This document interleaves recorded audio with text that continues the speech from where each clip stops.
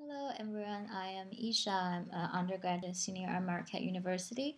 Today I will be reading a short passage from the book Harry Potter and the Sorcerer's Stone to participate in our school's Spam Books Week event. The Harry Potter books has been challenged in the past years primarily because there has been people worrying about that it might promote things like witchcraft.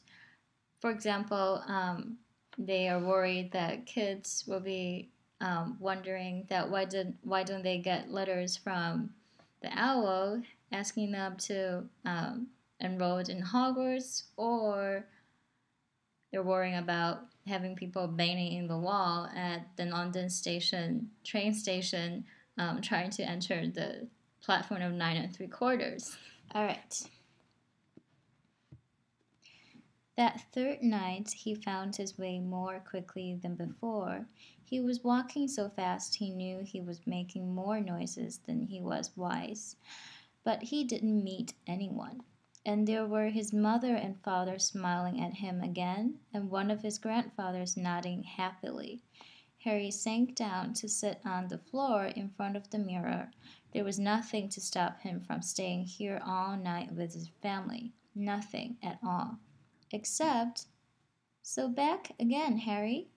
Harry felt as tough as inside has turned to ice. He looked behind him. Sitting on one of the desks by the wall was none other than Albus Dumbledore. Harry must have walked straight past him, so desperate to get to the mirror that he didn't notice him. I didn't see you, sir. Strange how nearsighted beings invisible can make you, said Dumbledore, and Harry was relieved to see that he was smiling. So, said Dumbledore, slipping off the desk to sit on the floor with Harry, you, like hundreds before you, have discovered the delights of the mirror of erased. I didn't know it was called that, sir, but I expect you've realized how now that it does. It showed me my family, and it showed your friend Ron himself as hated as head boys. How did you know? I don't need a cloak to become invisible, said Dumbledore gently. Now, can you think that the mirror of erased show us all?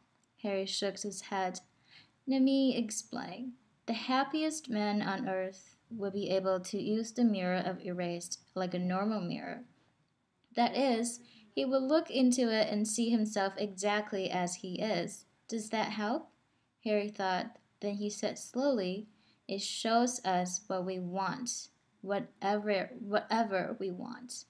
Yes and no, said Dumbledore quietly. It shows us nothing more or less than the deepest, most desperate desire of our hearts. You, who have never known your family, see them standing around you.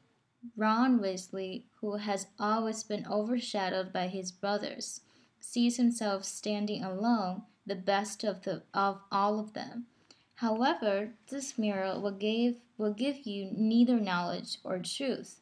Men have wasted away before it, entranced by what they have seen, or been driven mad, not knowing if what it shows is real or even possible.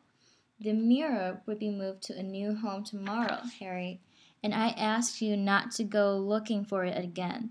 If you ever do run across it, you will now be prepared. It does not do to dwell on dreams and forget to live. Remember that. Now, why don't you put that admirable cloak back on and get off to bed? Harry stood up. Sir, Professor Dumbledore, can I ask you something? Obviously, we've just done so, Dumbledore smiled.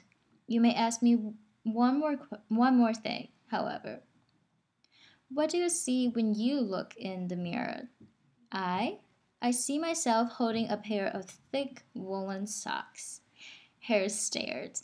One can never have enough socks, said Dumbledore. Another Christmas come and gone, and I didn't get a single pair. People will insist on giving me books.